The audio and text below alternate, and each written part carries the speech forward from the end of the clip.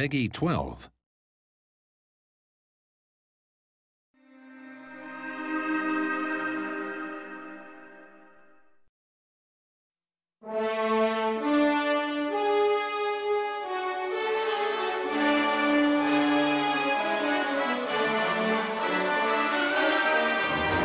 In Assault on Beloria, a lot of the lore, in fact most of the lore, directly refers to events that have already taken place, both in Atreya's ancient history and as your David progresses through Aion's campaign quests. As anyone who played Aion knows, there was a great event called the Cataclysm that tore Atreya in half. This event killed millions of the planet's inhabitants and 2 of the Empyrean lords, including Lady Seal.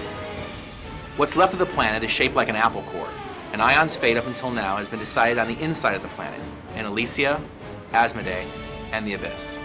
Now, in Assault on Beloria, we get to travel to the outside of Atreya and explore a whole new part of the world, Beloria.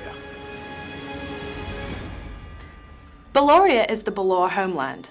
Until now, the Belor have been in the Abyss trying to find ways into Elysia and Asmodee. But the Ilios and Asmodeans have beaten them to it. They've found their way into Beloria, taking the fight to their enemy. The 3 main zones are Ingerson, Geltmoras, and Silentera Canyon. The Ilios have taken Ingerson, and they're looking to move through Silentera Canyon to take Asmodean strongholds in Geltmoras. The Asmodeans, for their part, want to take Ingerson Fortress, and if they happen to tread on a few Belor tails on the way, so be it.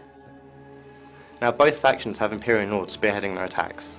On the Asmodean side you have Lord Marketan and his champion Mystarius, whereas on the Ilios side you have Lord Kaisenil and his champion Vele. Now obviously the Ilios and Asmodeans wouldn't send their lords to Beloria for a simple fight. And again, it's the campaign quests in Geltmoras and Ingerson that really drive the player forward through the story. Ilios players are sent to Ingerson to help establish the obelisk network. Obelisks are what stop Davers dying permanently, so it's important to establish a network of them before moving your main force in.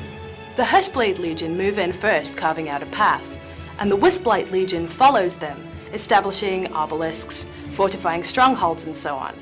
For instance, the Ingerson Illusion Fortress is an elaborate illusion that they must constantly maintain. Another group that you'll encounter are the Petroliths, mechanical stone giants created by the god Aion as a weapon against the Belor. Many players are already familiar with Project Drakenhammer, an attempt by an ancient Deva named Theobomus to reanimate one of these stone giants. Now they get the chance to find out the origins of the Petroliths and the Jotun, their stone guardians. On the Asmodean side, you're sent to Geltmoras to recover Seal's relics. These are incredibly powerful artifacts that grant whoever controls them devastating powers.